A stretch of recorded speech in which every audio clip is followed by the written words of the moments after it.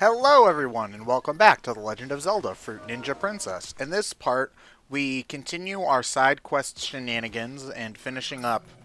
Well, not finishing up because we've got at least a part or two more of this, but we get Hey. we continue our quest to get all of the stuff lying around Hyrule because now that we're at the middle of the game, stuff really opens up. So this is like the worst part of the game to take a break is like right when you get the big thing that lets you start re-exploring old areas, be it like the airship in an RPG, or I guess in this case the ability to switch between normal world and wolf world. I noticed that's kind of that. Well, was not so much is now because there's a lot more Western sensibility leaking into Japanese games of late.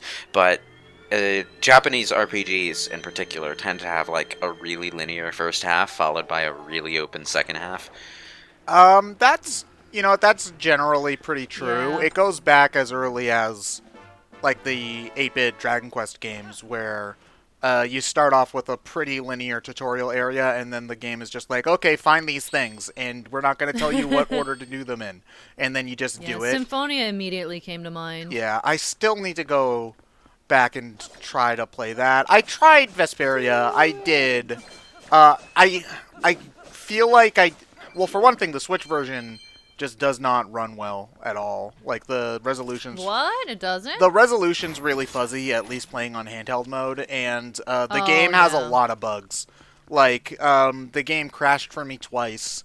Randomly Oh, during the yikes. skits, the character portraits wouldn't pop up and whatever. So like normally I'm pretty lenient when it comes to technical issues because like the Demon Ex Machina demo, I loaded that up, and the first time I tried to open up the game crashed, and I just kind of laughed it off at that point. I'm more forgiving with demos. Yeah, I am too, but like Which, I don't know. Which system are we talking about here? Switch. The Switch version of Tales of Vesperia. I don't know Vesperia. how the other versions run or anything like that. Were you playing it docked? I mean, the 360 one was fine. No, I like playing RPGs handheld, so maybe yeah. handheld maybe dock might help. Yeah, it might, because the system sort of unlocks some of its performance Yeah, power absolutely. I mean, when it's docked. I played Xenoblade Chronicles 2, and that looks so much better on the TV as opposed to handheld. Handheld is super fuzzy and it has some frame rate issues, Yeah. etc., etc. And like, it's great for the convenience, but I only played Xenoblade Chronicles 2 on the TV because it just didn't look that good You see, in handheld. for me, especially with games like RPGs, and this is mostly just due to me growing up with Pokemon, I like to lie down on a couch Yeah, or whatever I and get really you. get out. And I play those kind of games like I would read a book. Yeah, basically. unfortunately, that's even if you like plug the thing into a wall via a recharge cable, you can't get that added performance unless it's in the dock. Yeah. Because that's just how it was designed to work to preserve battery power. Yeah. Yeah. Yeah, so generally I like the TV more for games that I'm kind of focusing more, that take more reflexes and stuff, like more action kind of based Yeah. things. I'll usually Smash Brothers. Smash. I mean, I guess I don't play Yeah, I'm- much Smash Brothers these days, so there is how it is. I love this minigame. Well, I Like- also just dislike playing Smash Brothers on a small screen because, especially with 8 I mean, nothing's players, nothing's worse than the 3DS screen. The 3DS is kind of rough. the 3DS screen with like, did they do 8 players on the 3DS version? Oh no, they didn't. Good. No. So It was still ridiculously hard to tell what was going on. I did try playing it on the 3DS for a little while, and that just no, please. it's nice to have a place to practice combos on the go, I suppose, but because you're not going to be dealing with screen crunch that much if you're just in training. But generally speaking, I mean, granted, I don't get the people who play their games so hard that they literally rip their circle pads off their 3DSs. That's a you problem, Yikes. not a 3DS problem. If you literally If yeah, are gonna yeah, rip your- yeah, you know, Maybe don't clamp sort down of. someone in quite the so comments is hard. probably going to defend that, but if you're practicing your muscle memory correctly, you can move quickly without applying too much pressure to things. Yeah. It's more so the problem that it's a little too easy to get ahead of yourself with that. Sometimes, yeah, but you can preempt that by actually practicing not to do that. And if you're at the point of practicing combos to be competitive at a fighting game, I have a feeling you should probably also be practicing to not destroy controllers. Honestly, I feel like you would probably just do worse if you're pressing down that hard because you don't have the sensitivity. You're going to. You're not going to be able to go back and forth as fast. Yeah, you're putting too much energy into your button presses, and that means the follow-through of your own button presses is going to interfere with reacting to other things immediately afterward, or moving on to other inputs or whatever. So yeah, there's more than one reason to want to practice that. So anyway, what we're saying is get good at not destroying your stuff. Yeah. Pretty much. Anyway, I like that minigame. That minigame's fun. Also, it has... Yeah, that one's alright. Yeah, I like both of the minigames in this one, because I feel like they're fun and not too hard while still being challenging, is the thing. Like, the minigames in these kinds of things are supposed to be what you do to take a break from... Sorry, Bird, but Baka's my horse. No, I'm good. But yeah, the minigames in this kind of game are the thing you do to take a break from the general action going on. So I like to, generally speaking, I feel like they should be challenging enough to be substantial, but not so challenging that you're gonna rip your hair out. Well, yeah. Where's that confounded hero of Twilight? He's playing Fruit Ninja. In general, Legend of Zelda is a very comfy series, so I don't necessarily support it being ultra hard to begin with.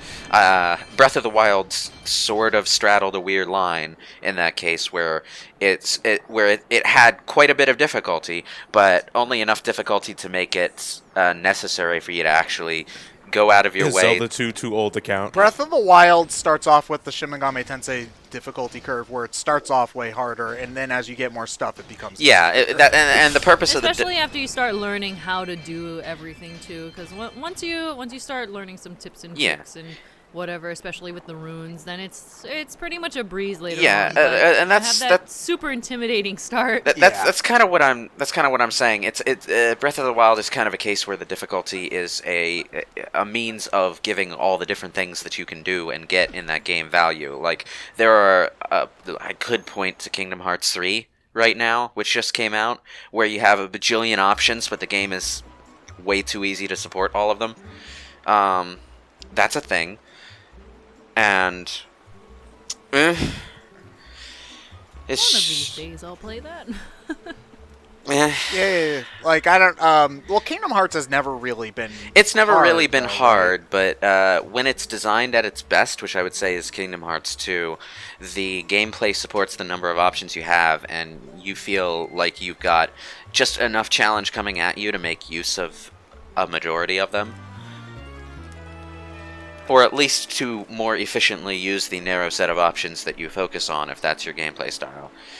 Because I know for Kingdom Hearts, people will do a lot of the kind of self-restriction challenges that make like the like even the Nuzlocke stuff in Pokemon. Even KH3 has a built-in option in your character abilities to turn off experience gain.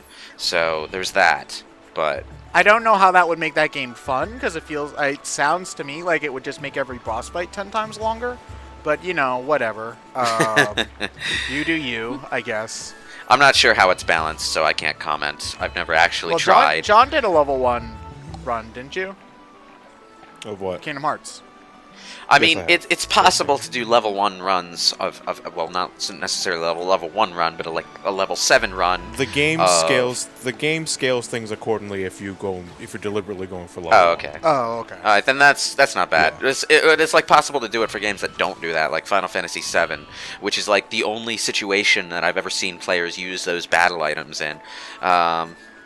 You know. A lot of any action RPG where you can dodge attacks, theoretically you could beat at minimum experience. The level 1 quote unquote challenge for Paper Mario is also relatively popular because you can just only level up The double damage badge, right? Well, yeah, there is the double damage badge, but people will simulate a level 1 run by only doing the boss fights, and when they do eventually level up, because you will inevitably, by required fights, level up, they will upgrade badge points and then only ever use 3 anyway. That sounds a little like So Final it- Fantasy VIII, Ah, although in right, that right. case, people are avoiding leveling up to keep the enemies weak. Mine The has a legitimate level 1 run mode. like the first 20 hours of my Final Fantasy 15 playthroughs, plural, because I haven't finished any of them, but I put at least 20 hours in minimum on the 2 occasions when I've tried, are just me running around the opening areas and doing all this high level shit that I shouldn't be able to do. The first time it was because I was dodging attacks like an ace. The second time it was because Prompto is fucking broken. It's okay. It's okay, Lewis. You'll finish your playthrough when Square finishes the game. So, never. Well, they're about to release the final DLC episode came art. out 4 years ago. After a bunch of the DLC got canceled. Yeah, after a bunch. Well, the Wait, they other canceled DLC. There were 6 DLC packs. For that game. There were three DLC packs, but I don't count those as part of the finished thing because they were supposed to lead into an optional alternative universe happy ending where Luna Freya survives and Noctis has a happy ending. Yeah, and the all that. Luna Freya DLC being canon, I think was Yeah. the biggest. Well, seller for I fans. was really looking forward to episode Arania, which would have added more to the story and actually given that character a purpose, but that also isn't necessary to keeping the game in a finished state. Episode Arden is about the bad guy or something, so that's important, I think. I hope it's valuable, because sometimes semi-important storylines like that really screw the pooch, but we'll see, I guess. But this really got off track. All I was saying was that because you can dodge attacks in that game, it's possible to take down level 40 or 50 enemies in the early areas as just your dinky level 1 self. The first few times I camp, I gained so many experience points from my suicidal attempts on those large enemies that I just shoot up in levels like nothing. Now, that's kind of one of the weird things I think about a lot of action RPGs is that if you do manage to somehow cheese your way, or this actually applies to normal RPGs as well. If you somehow cheese your way into beating a really hard enemy or whatnot, you're really, really good for the next 3 hours because you're over leveled, and also if it's a game where they drop loot or whatever, they probably got a weapon that's 15 hours ahead of where you're supposed to be. Yeah, that happened to me in I Am Setsuna. In one of the areas, there's a very, not necessarily rare, but extremely hard to beat encounter on a side path on one of the early game routes. If you get lucky with some hits, because it's kind of a Chrono Trigger-ish RPG, you can just basically break the game in half for about a good 40% of it. In Wild Arms wow. 3, there's a super boss in a well that uses exclusively water element, and you can customize one character in your party, at maximum one character, to be completely immune to water element. So what I did when I got there and realized its trick, I never even died to it. What I did was I made one character immune to water and just sort of chipped away at the enemy's health for half an hour, and then revived everyone and finished it off, and everyone got 15 levels in one swoop.